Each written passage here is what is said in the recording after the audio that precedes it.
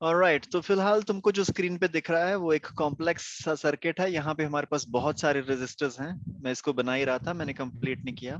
सो यहाँ पे एक वायर कनेक्ट कर देते हैं, और यहाँ से एक वायर कनेक्ट कर देते हैं, यहाँ से एक वायर कनेक्ट कर देते हैं, और इसको हम लगा देते हैं एक बैटरी से।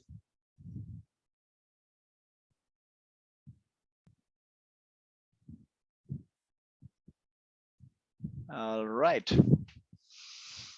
वैसे तो बहुत ही सिंपल सा क्वेश्चन है ये। अगर तुम नॉर्मली इसको फॉर्मूला वार्मूला यूज करके करने की कोशिश करोगे देन इट्स प्रीटी सिंपल। तुम इजीली कैलकुलेट कर लोगे जो भी तुम्हें कैलकुलेट करने को बोला जाएगा। तुम वोल्टेज ड्रॉप निकाल लोगे हर जगह पे, और तुम करंट फ्लोइंग भी निकाल लोगे हर जगह पे। But I want you to do it using Kirchhoff's laws. So कहीं ना कहीं पे हम एक काम करते हैं, एमीटर लगा देते हैं। मान लो यहाँ पे इस जगह को मैंने थोड़ा सा खाली करके एमीटर लगा दिया एक। तो इस एमिटर में रीडिंग क्या आएगी? You have to tell me what's going to be the reading of this ammeter using Kirchhoff's laws. Please try this.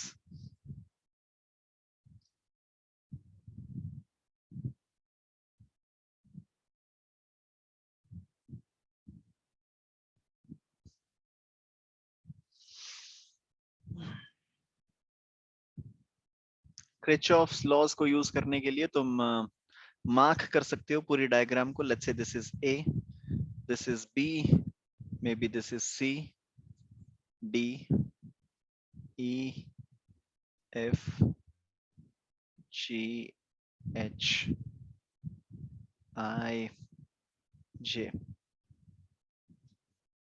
के, L, M, N, O, P, Q, R. चलो थैंक गॉड, हमारा अगर circuit थोड़ा सा और ज्यादा कॉम्प्लेक्स हो जाता तो हमारे इंग्लिश के अल्फाबेट्स खत्म हो जाते, फिर हमको लिखना पड़ता है ए बी ए सी। चलो never mind. Alright, so what is the current flowing through this ammeter जब हमने ये सर्किट पूरा कंप्लीट कर दिया? तुम लोगों को टाइम देना पड़ेगा, नहीं तो तुम आराम आराम से करोगे। 2 मिनट्स।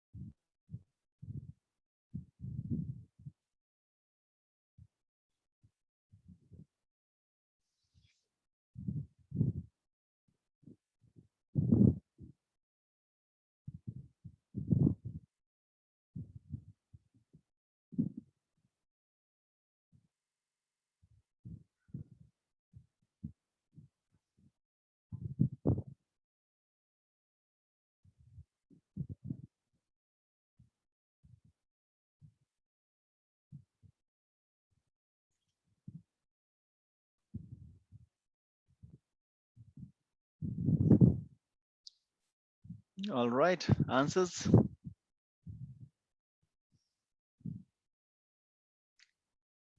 एनीवन ट्राई किया किसी ने? अगर किसी का आंसर आ गया तो मेरे को बीच में रोक देना। तो हम अभी फिलहाल इसको कर रहे हैं। सो लेट्स से यहां से जो करंट चलना स्टार्ट हुआ, let's say this current is equal to I. Let's say यहां से कैपिटल आई करंट चलना स्टार्ट हुआ, और ये आई करंट यहां तक तो आई ही जाएगा, लेकिन इस जंक्शन पे आके ये 3 पार्ट्स में डिवाइड हो जाएगा। ऊपर करंट चला गया लेट्स से एक्स,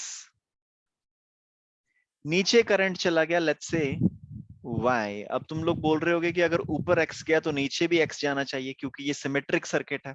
हाँ? मेरे को पता है कि अगर ऊपर x गया तो नीचे भी x जाना चाहिए, लेकिन फिलहाल मैं इसको अलग अलग लिख रहा हूं क्योंकि यहां तो हमको समझ में आ गया सिमेट्री। तो हो सकता है अगर हमें किसी क्वेश्चन में सिमेट्री ना समझ में आए तो हम चेक करेंगे कि क्या किरचॉफ्स लॉज को यूज करके हम ऐसे क्वेश्चंस को भी सॉल्व कर सकते हैं जिसमें कोई सिमेट्री नहीं होगी। राइट। सो ऊपर मान लो करंट गया x, नीचे मान लो करंट गया y, और सामने जो करंट चला गया मान लो वो है z। और ये जो z करंट है, z में से भी जो ऊपर करंट चला गया वो उसको हम मान लेते हैं let's say this is a, और जो नीचे चला गया करंट उसको मान लेते हैं let's say this is b। फिर यहां पे जो करंट आएगा this current will be a plus b, क्योंकि A करंट ऊपर वाली वायर से आएगा, B करंट नीचे वाली वायर से आएगा, और A प्लस B का जो कॉम्बिनेशन है वो तो हमको पता ही है Z है। और फिर Z के सामने एक बार दोबारा से वही वाला सर्किट आया 10 और 10 वाला, तो हम ऊपर करंट भेज देंगे A और नीचे करंट भेज देंगे B, और उसके बाद A और B का जो रिजल्टेंट यहां से निकलेगा that is once again going to be equal to Z।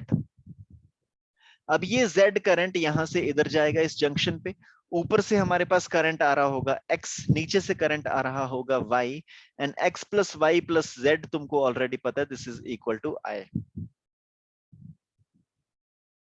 Okay, anybody who is confused as of now? क्या ये वाली चीज क्लियर है? Right right? अगर कोई भी डाउट हुआ प्लीज रेज योर हैंड्स और you can unmute and you can ask me. हाँ, so this is the story so far कि इस तरह से हमारा करंट डिवाइड होगा। यहां से चला करंट I, फिर आगे डिवाइड हुआ वो 3 पार्ट्स में, फिर आगे जाके करंट फर्दर बढ़ गया। अब क्रिचॉफ्स लॉज को यूज करने के लिए हमें कोई ना कोई लूप लेना पड़ता है। हम यूज करेंगे Kirchhoff's voltage law and we will apply this law in any of the loop. कोई भी लूप लेते हैं, हम ए से शुरू कर लेते हैं। Let's say we start from A, B, C, D, E, F, G, H, A. ऊपर वाला लूप ले रहे हैं हम, ठीक है? मैं बना दे रहा हूं। This is the wire that we are going to take.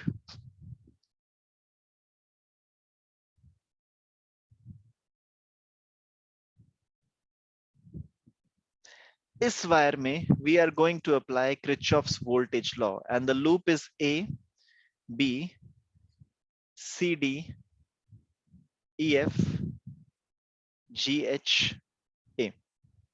And में A लिखना जरूरी है क्योंकि घूम फिर के हमको वहीं पे आना है, ठीक है?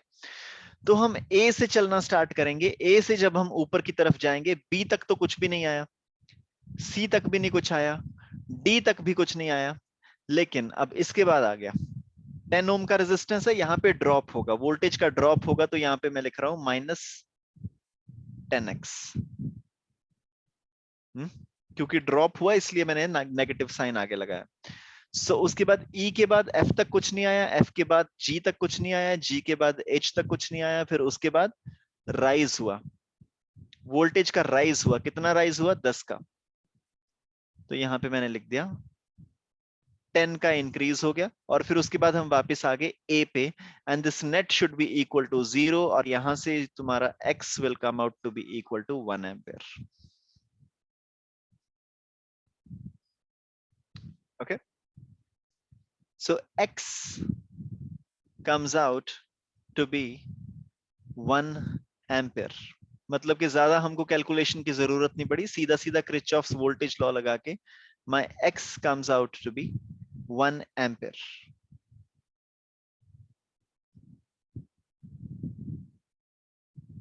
ठीक है ना?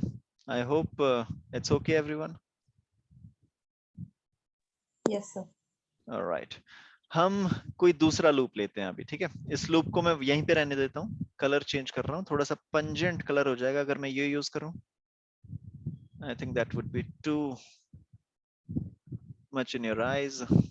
ऑरेंज यूज करके देखते हैं, दिस शुड बी ओके। हाँ, तो ये कलर चूज करते हैं। दूसरा मैं सर्किट ले रहा हूँ, दूसरा मैं एक लूप ले रहा हूँ, from A to B to I to J to F to I to H to A. Okay, so let's remove tang tang tang tang tang tang tang. Okay, not possible, huh? So मैं लिख दे रहा हूं यहाँ पे using Kirchhoff's voltage law from A to B to C to I to J to F to G to H to A, नीचे वाले loop में। सो इस केस में अगर हम A से चलना स्टार्ट करें तो B तक कुछ नहीं आया, C तक कुछ नहीं आया, I तक कुछ नहीं आया, उसके बाद ड्रॉप होगा। How much drop? -10y, -10y का ड्रॉप यहां पे होगा। फिर J के बाद F तक कुछ नहीं आया, F के बाद G तक कुछ नहीं आया, G के बाद H तक कुछ नहीं आया, उसके बाद राइज हुआ 10। This should be equal to 0 और यहां से you can calculate y will be equal to 1 ampere। तो यहां से हमको समझ में आया कि जितना करंट ऊपर जा रहा होगा x इक्वल टू 1 एम्पेयर, उतना ही करंट नीचे जा रहा होगा y is equal to 1 ampere. ये हमको वैसे भी पता था, हमको सर्किट को देख के समझ में आ रहा था कि जितना करंट ऊपर जाएगा उतना ही करंट नीचे आएगा, लेकिन हम ये अज्यूम करके चले कि करंट अलग अलग जा रहा है और क्रिचॉफ्स लॉज के अकॉर्डिंगली भी हमने इसको कैलकुलेट कर लिया कि सेम करंट फ्लो करेगा ऊपर और नीचे। अब कुछ करंट बीच वाली वायर में भी जाएगा, उसको भी कैलकुलेट करके देखें बीच वाली वायर में कितना करंट जाएगा। सो if we take Kirchhoff's voltage law from A to B to C, now watch carefully, okay, to K to L to M to N to F to G to H to A, ये कौन सा वाला loop है? अब मेरे pen को ध्यान से देखते जाना। From A to B, then B to this point, then we go inside, then we go up, then up, then we come here, then up, this, this, this, ऊपर वाले लूप में। ठीक है, तो यहाँ पे if you apply Kirchhoff's voltage law, तो यहाँ पे तुम देखोगे सबसे पहला जो रेजिस्टर आ रहा है वो यहाँ पे आ रहा है 10, और इसमें करंट कितना फ्लो कर रहा है? A। सो यहाँ पे voltage drop is going to be -10A। उसके बाद you come to this next resistor which is equal to 10, तो यहाँ पे भी voltage drop is going to be equal to -10A। फिर उसके बाद you come down and यहाँ पे voltage का rise हो रहा है which is equal to +10 equal to 0। From this you can calculate A will be equal to 0.5 ampere। A will be equal to 0.5 ampere, and similarly if you apply Kirchhoff's voltage law in this loop from A to B to C to O P Q R G H I, अगर तुम नीचे वाले loop में Kirchhoff's voltage law लगाओगे तो तुम्हारा वहां से B भी आ जाएगा। B is equal to 0.5 ampere. Okay, now ऊपर करंट जा रहा है 1 एम्पेयर, नीचे करंट जा रहा है 1 एम्पेयर, बीच में करंट कितना जा रहा है? 0.5 0.5। तो यहां से जो Z बाहर निकलेगा this is also going to be 1 ampere.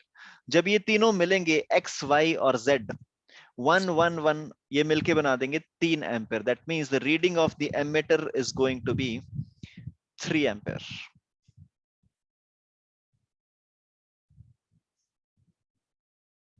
Okay, all good everyone? Yeah, this could be confusing in the beginning। चलो एक काम करते हैं, अगला क्वेश्चन तुम करो, खुद से करो, ठीक है?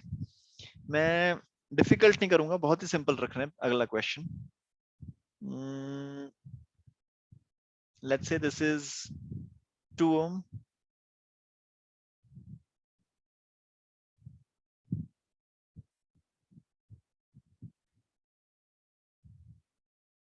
अच्छा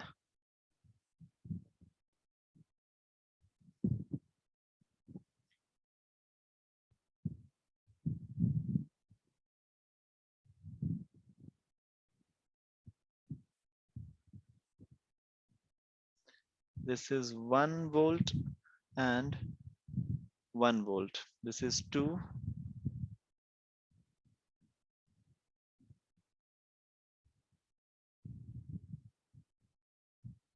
Okay. You have to find the current in each wire. मैं मार्क कर देता हूं तुमको. मान लो यहाँ पे करंट फ्लो कर रहा है I1, यहाँ पे करंट फ्लो कर रहा है I2. Use Kirchhoff's current law and voltage law, and whichever law you wish to use. Use Kirchhoff's laws to find the current in these two wires, in these two resistors. Find I1 and I2 basically.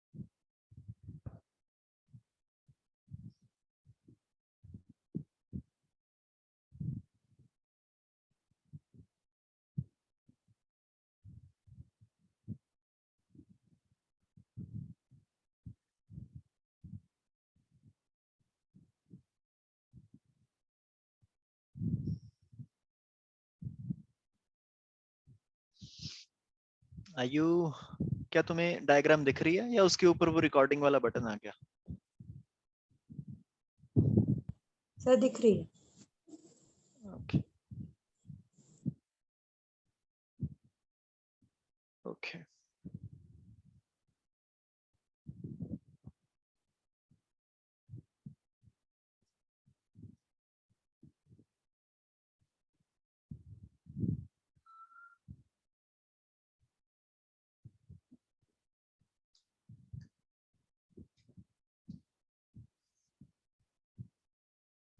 Okay, you can mark this. Let's say this is A, B, C, D, E, F.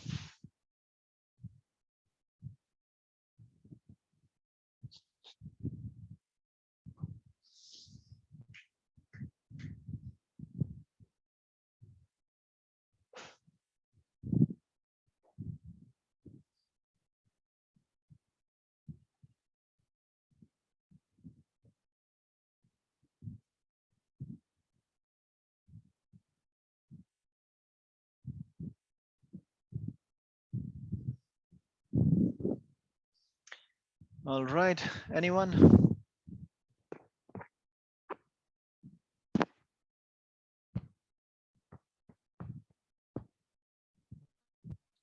चलो जी, हम देखते हैं, ठीक है साथ में. Applying Kirchhoff's voltage law in A, B, E and F. अच्छा, सबसे पहले तो Kirchhoff's voltage law लगाने से पहले भी क्या मेरे को कोई बता सकता है ये जो वायर है EF, EF वाली वायर में कितना करंट फ्लो कर रहा होगा?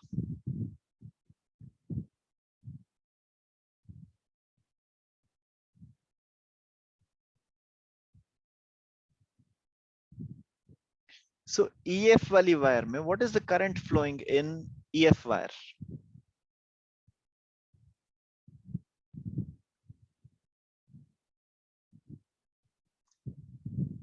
ओके, जो BE वायर है, इस वायर में जो करंट फ्लो कर रहा है that is I1.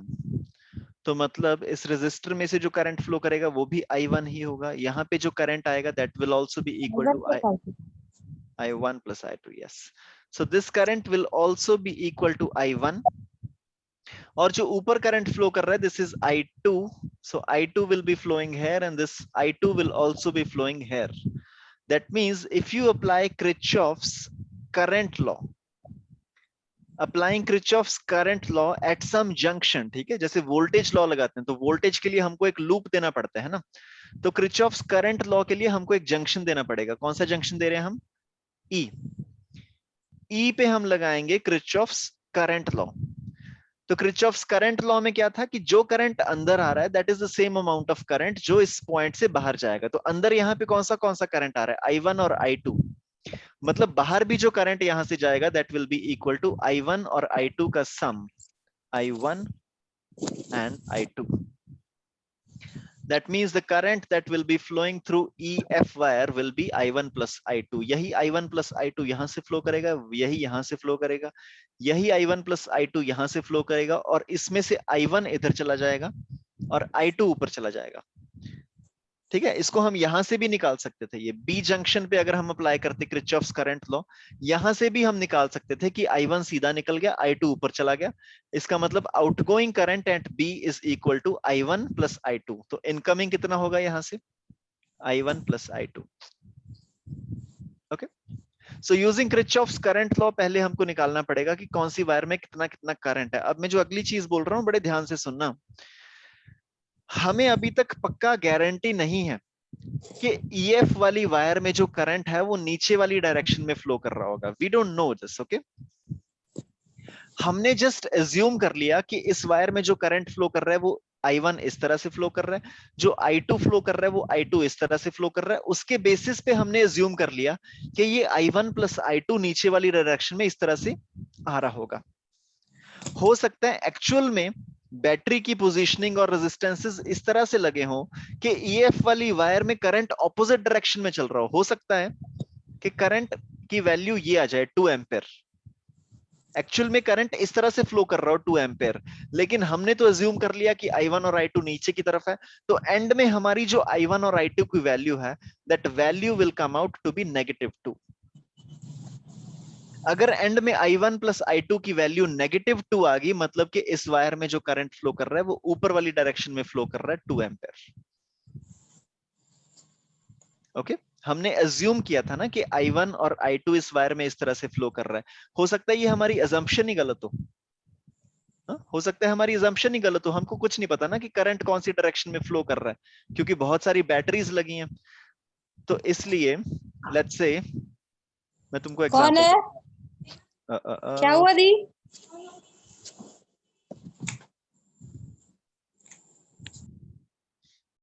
So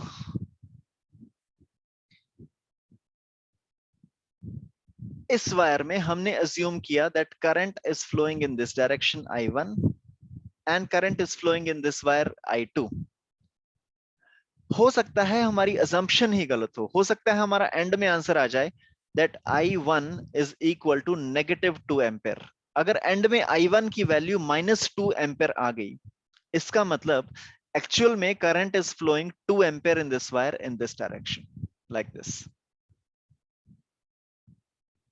okay, so हम एक असम्पशन करके चल रहे हैं that this is I1 and this is I2। उस असम्पशन के बेस पे हम किरचॉफ्स वोल्टेज लॉ लगाएंगे and let's see what the values are. A B E F में यहां से शुरू करते हैं, A से शुरू कर रहे हैं। सबसे पहले हमारे पास आई एक वोल्टेज यहाँ पे राइज हो रहा है 1, then we have I1 flowing in this, यहाँ पे ड्रॉप होगा -2 I1। फिर उसके बाद एक और हमारे पास राइज आ गया 1 and this whole thing is equal to 0। यहां से you can calculate I1 is equal to 1 ampere। So I1 is equal to 1 ampere। हमारी I1 की जो वैल्यू आई है that value of I1 is positive। इसका मतलब ये जो हमने assumption की थी current is flowing from B to A, this assumption is correct। और हम यहाँ पे लिख सकते हैं that this is 1 ampere current in this wire। Similarly, हम किरचॉफ्स वोल्टेज लॉ लगाएंगे इन A, B, C, D, E, F, A। इस वाले लूप में अगर हम किरचॉफ्स वोल्टेज लॉ लगाएंगे, so you can have A से शुरू करके we have 1 -I2 +1 is equal to 0। यहां से you can calculate I2 is equal to 2 ampere. क्योंकि I2 की वैल्यू पॉजिटिव आ गई, इसका मतलब ये जो हमारी assumption थी that I2 is flowing from C to D is also correct। This is 2 ampere. और जो यहाँ पे EF में करंट फ्लो करेगा this will be in the downward direction from E to F which is equal to 3 ampere. ये कहां से आया? 2 इधर से आ रहा है और 1 ऊपर से आ रहा है, तो जो टोटल हमारे पास यहाँ पे बन जाएगा total would be equal to 3 ampere. Okay, all good. Please give me a thumbs up on this, फिर हम आगे बढ़ जाएंगे। ठीक है, ये बड़ा एक बेसिक सा क्वेश्चन था। हम थोड़े से कॉम्प्लेक्स क्वेश्चंस कर रहे हैं, तो अभी हम बेसिकली स्टार्ट करेंगे। This was all basics. अगर तुम्हें ट्राई करना है, तुम क्लास के बाद क्या करना, इस सेम क्वेश्चन में ना ऑपोजिट अज्यूम करके देख लेना। इस सेम क्वेश्चन में तुम कैलकुलेशन को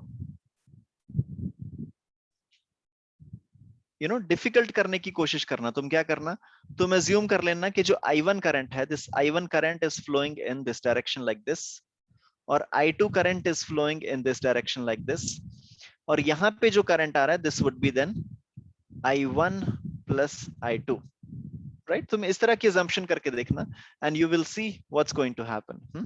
तुम्हारी I1 और I2 और I1 प्लस I2 सबकी वैल्यूज जो तुम्हारे पास आएंगी वो रिवर्स वैल्यूज आएंगी, वो तुम्हारे पास नेगेटिव वैल्यूज आएंगी, जिससे तुम्हें पता चलेगा कि ये जो हमने assumption की है ये बेसिक assumption ही गलत है। ओके, और इस क्वेश्चन को ना तुम लोगों ने, कुछ लोगों के दिमाग में ऑलरेडी ये वाली चीज आ गई होगी कि इस क्वेश्चन में ना एक छोटी सी हम इंट्यूशन भी यूज कर सकते थे। इस क्वेश्चन में तुमको सीधा सीधा शायद ये दिख ही रहा होगा कि ये जो दो बैटरीज हमने कनेक्ट की हैं, ये जो दो बैटरीज हमने कनेक्ट की हैं, ये दोनों बैटरीज एक दूसरे को सपोर्ट कर रही हैं। क्योंकि अगर ये वाली बैटरी को मैं अगर थोड़ा सा पास में ले आऊं, तो ये बैटरी बेसिकली हम इस तरह से बना सकते हैं, 1 वोल्ट। यहां से बैटरी को हटा देते हैं, so this battery can basically be reconstructed like this. तो मतलब कि this battery is simply a 2 volt battery instead of two different batteries। क्योंकि ये एक ही तार में लगी थी और दोनों बैटरीज सीरीज में लगी थी, तो हम ये बोल सकते हैं कि ये सीधा सीधा 2 वोल्ट की एक बैटरी लगी थी यहाँ पे। This is the positive terminal, this is the negative terminal, this is 2 volt। और इस 2 वोल्ट की बैटरी के साथ अगर तुम दोबारा से एक बार किरचॉफ्स वोल्टेज लॉ यूज करोगे, तो तुम्हें पता चलेगा कि यहाँ पे 2 एम्पेयर में current flowing is equal to 1 ampere, और यहाँ पे 1 ओम में current flowing would be equal to 2 ampere.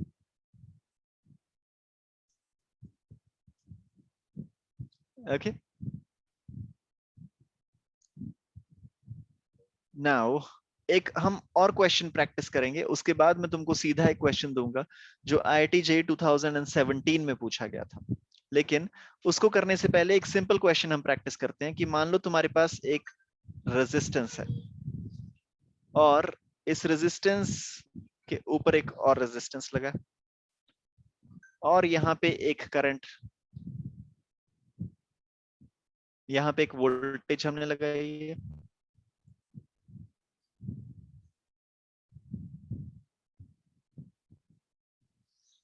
Let's say this is 6 volt, 6 volt, 3 ohm, 4 ohm। यहां से जो करंट फ्लो कर रहा है that is let's say I। यहां पे आके जो आगे करंट चला गया, let's say this is X, let's say this is Y। You have to find X, Y and I।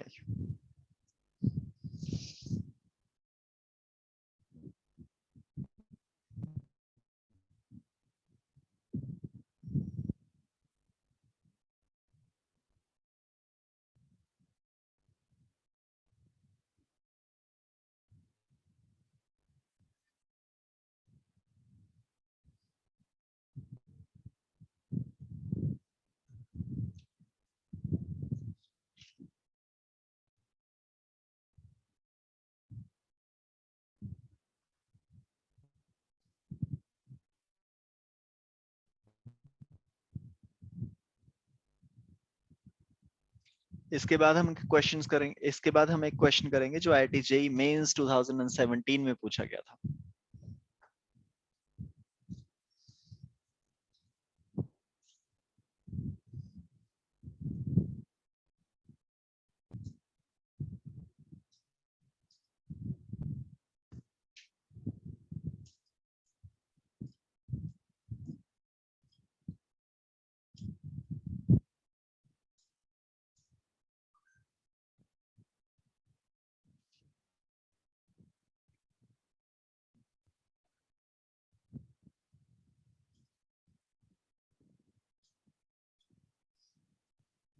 Okay,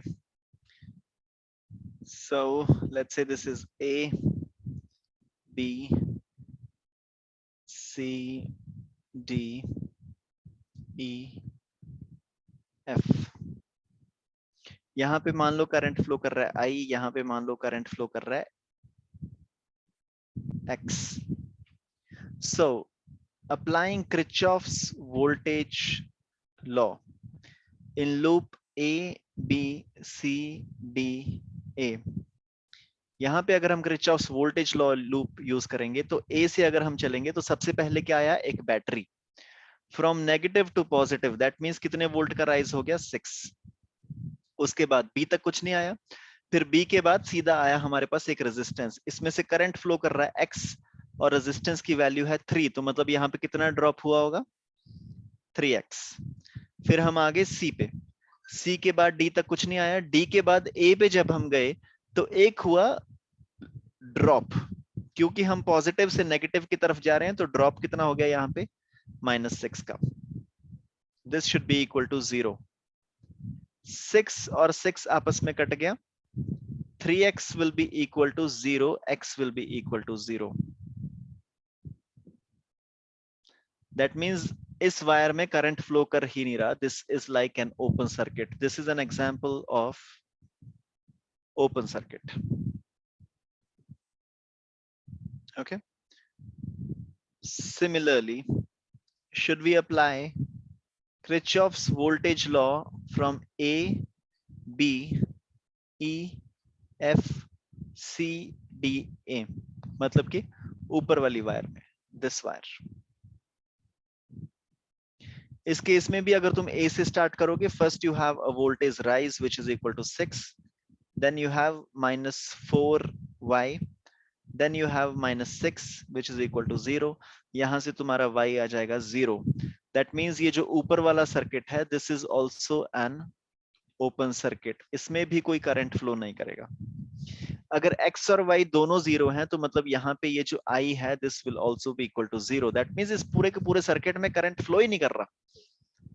और अगर तुम ध्यान से देखो, ये बड़ा लॉजिकल भी है. करंट फ्लो क्यों नहीं कर रहा, क्योंकि ये जो दो हमने बैटरीज कनेक्ट कर रखी हैं, 6 वोल्ट और 6 वोल्ट, दोनों बैटरी की पावर सेम है, दोनों बैटरी की वोल्टेज सेम है, 6 volt and 6 volt, and they are connected opposite to each other. दोनों का नेगेटिव टर्मिनल साथ में हमने जोड़ रखा है. तो ये दोनों बैटरीज एक दूसरे के अगेंस्ट काम कर रही हैं, जिसकी वजह से the net resultant of these two batteries is basically 0 volt, जिसकी वजह से there is no current flowing in this entire circuit. Please give me a thumbs up on this अगर समझ में आ गया तो.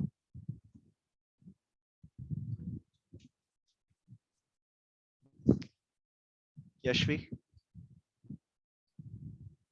ओके. चलो जी, अगर ये समझ में आ गया तो अगला क्वेश्चन तुम्हारे लिए बहुत ज्यादा आसान हो जाएगा. This is IIT JEE Mains 2017. Concept बिल्कुल यही सेम जो हमने अभी अभी क्वेश्चन किया. सेम कॉन्सेप्ट पे बेस्ड एक क्वेश्चन उन्होंने हमसे पूछा.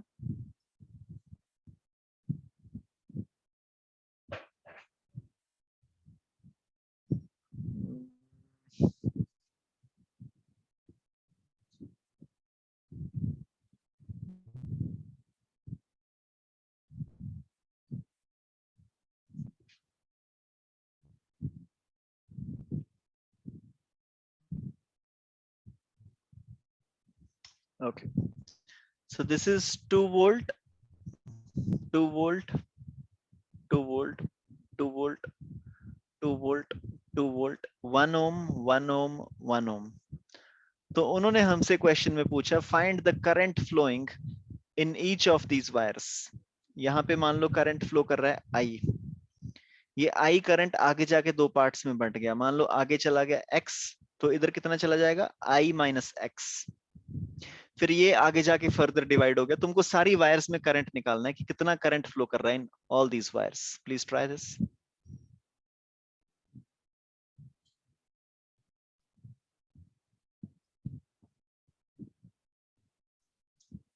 0. yes, the current flowing would be equal to 0 because कोई भी तुम एक लूप उठा के देख लो, मान लो मैं ये लूप ले रहा हूं A B C D. If I apply Kirchhoff's voltage law in loop A B C D, तो यहाँ पे क्या आ जाएगा? मान लो मैं A से स्टार्ट करूं तो A से B तक तो कुछ भी नहीं आया, B से C तक मेरे पास क्या आया? एक ड्रॉप -2. फिर उसके बाद लेट्स से यहाँ पे करंट फ्लो कर रहा है X, तो यहाँ पे कितना ड्रॉप आएगा मेरे पास? -X. उसके बाद लेट्स से यहाँ पे क्या आया? D से A तक rise, this should be equal to 0.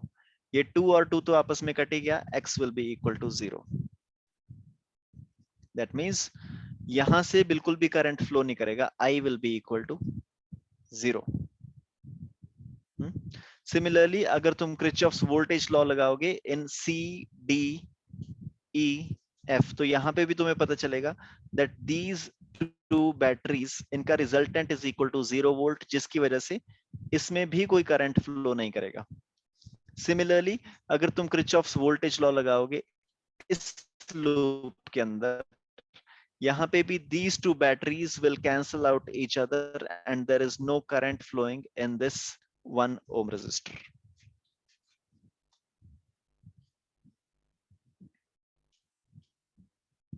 All right, चलो एक क्वेश्चन करते हैं.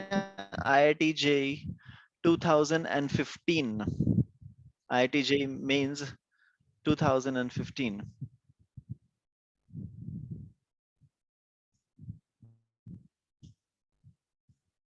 ओके मैं काम करता हूं, मैं वैल्यूज चेंज कर देता हूं थोड़ी थोड़ी सी, ठीक है?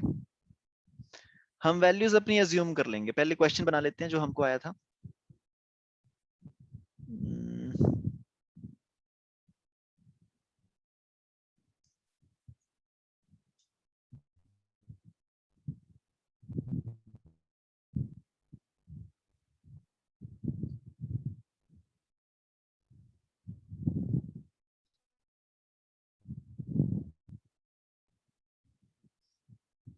ओके तो यहाँ पे हम कुछ भी वैल्यूज ले लेते हैं. Let's say this is 10 volt, let's say this is 4 volt.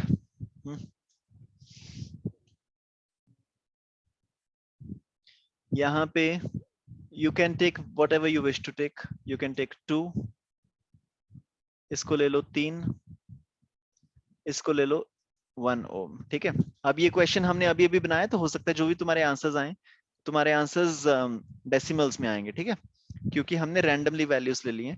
So what you need to calculate is, तुम्हें कैलकुलेट करना है कि सारी वायर्स में कितना कितना करंट फ्लो कर रहा है. तो सबसे पहले तो तुम्हें अज्यूम करना पड़ेगा कि कितना कितना करंट फ्लो कर रहा है.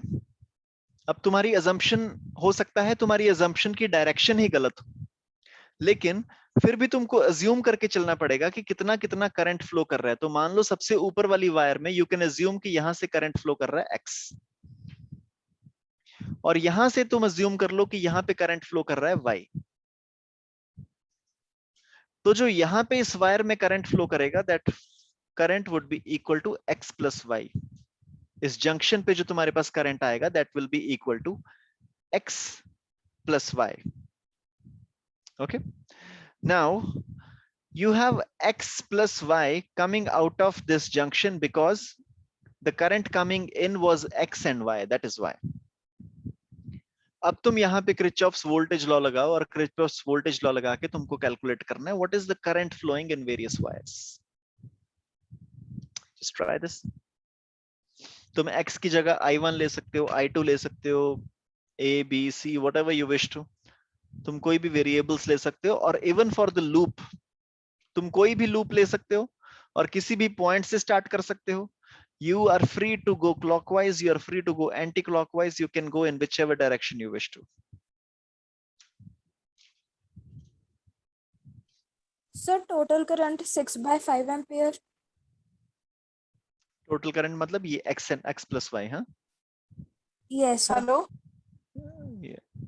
6/5 ampere. Okay. चलो जी चेक करते हैं हम एक बार. Let's say this is A, B, C, D. यहाँ पे मैं लिख रहा हूँ E, F. तुमने जो भी इसके लेटर्स लिए होंगे तुमने बिल्कुल अलग लिए होंगे, और जो भी तुम लूप लोगे मैं अलग लूप लेता हूँ। मैं ऐसा लूप लेता हूँ जो तुमने शायद ना लिया हो। मैं C से स्टार्ट करता हूँ, ठीक है। C से स्टार्ट करके मैं जाऊंगा C, D, F, E. C, D, F, E तक मैं जाऊंगा, ठीक है। तो मैं C से शुरू कर रहा हूं। C में करंट कितना फ्लो कर रहा है? Y. तो जब मैं 3 पे आया तो सबसे पहले तो मेरे को क्या मिला? एक ड्रॉप मिला -3y का। फिर उसके बाद एक बैटरी आ गई, एक और ड्रॉप मिला मेरे को -4 का। क्यों मिला ड्रॉप? क्योंकि पॉजिटिव से नेगेटिव पे जा रहे थे। उसके बाद एक और रजिस्टर आ गया मेरे पास जिसमें करंट फ्लो कर रहा था x+5। तो यहां पे एक और ड्रॉप मिलेगा मेरे को -x -y, and this whole thing should be equal to 0। तो हम बोल सकते हैं कि -4y -x -4 is equal to 0. This is equation number 1. Okay. Second, मैं अप्लाई करता हूं Kirchhoff's voltage law in A B. एक काम करते हैं, दोबारा से करता हूं मैं। यहां से शुरू करता हूं C, B, A, D। अब तुम यहां से वापस C पे भी आ सकते हो, C, B, A, D, C। या फिर तुम ऐसे घूम के आ जाओ C, B, A, D, F, E, C, B। तुम्हारी मर्जी है, ठीक है। जैसे भी तुमको करना है तुम घूम के आ सकते हो। एक बार हम ये वाला लेते हैं C, B, A, D, C. So applying Kirchhoff's voltage law in CBADC. यहां पे अगर हम अप्लाई करेंगे C से लेके B तक कुछ नहीं आया। उसके बाद from B to A you have a rise of 10. Then 2 ओम का रेजिस्टर आया, you have a drop of -2x.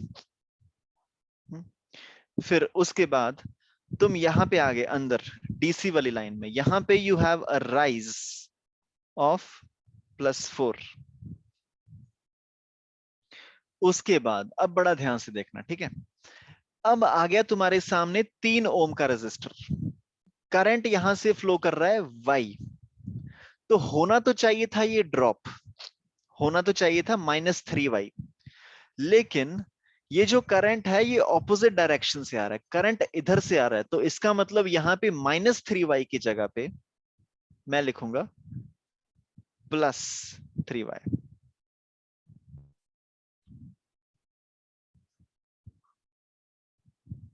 Any confusions? Give me a thumbs up जिसको समझ में आ गया। एंड वाला पार्ट थोड़ा सा कंफ्यूजिंग हो सकता है। हमने वो +3y क्यों लिखा? +3y क्यों लिखा? क्योंकि एक्चुअली में तो जब रेजिस्टर आ जाता है तो हमारे पास ड्रॉप होता है ना। एक सिंपल सी एक मैं डायग्राम बनाऊं, मान लो यहाँ पे एक रेजिस्टर है R, यहाँ पे करंट फ्लो कर रहा है I। तो जब मैं लेफ्ट से राइट की तरफ जा रहा हूं तो वोल्टेज का ड्रॉप होगा।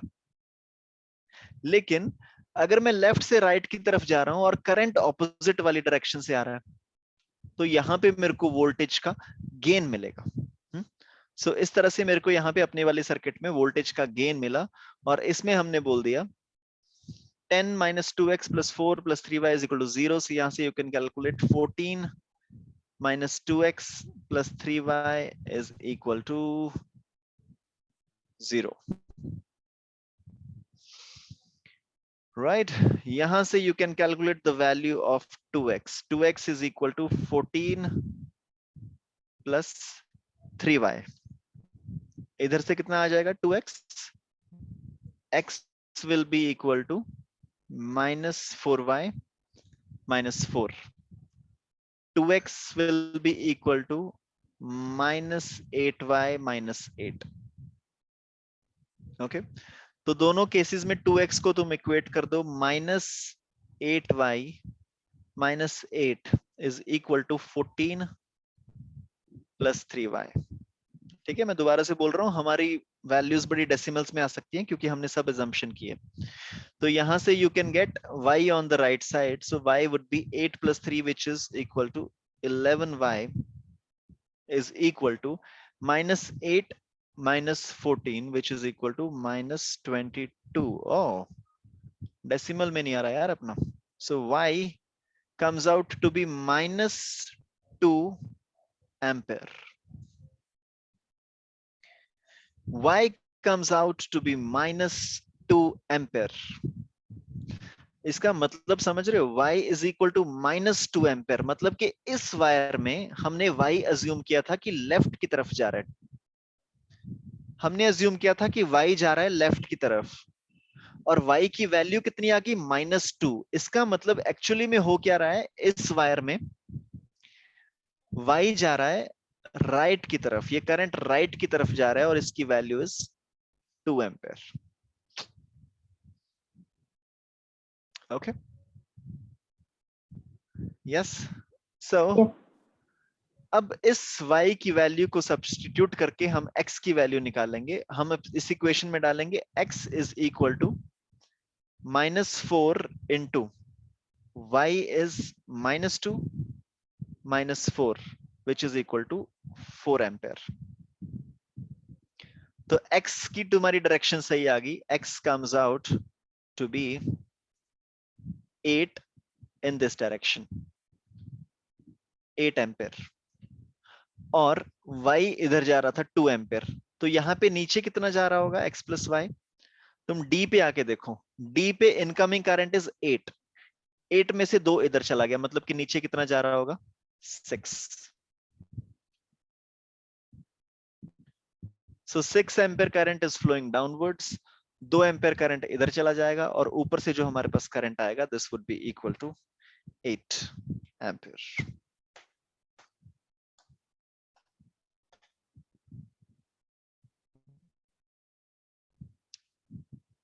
Okay,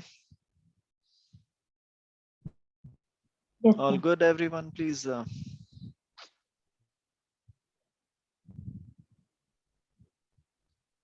एक क्वेश्चन और प्रैक्टिस करोगे या एग्जॉस्ट हो गए? Sir, try करते हैं. Okay, just try one last question. ठीक है, एक क्वेश्चन मैं तुमको दे रहा हूँ, अब इसको खुद से करना, ठीक है? या सो लेट्स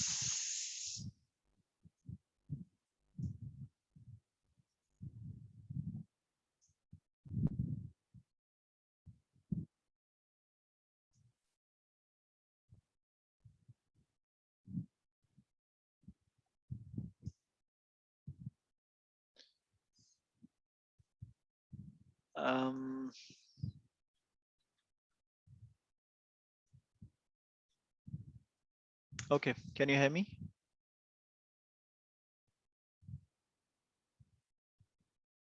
क्या मेरी आवाज आ रही है? Yes, sir. Okay, is my video stuck? Yes, sir. The video is stuck. Okay, तो एक काम करो, ये जो वायर मेरी इनकम्प्लीट है ना, जहां पे मेरी वीडियो स्टक हुई है, वहां पे what you can do is you complete this circuit. इसको बैटरी के साथ जोड़ दो, ठीक है?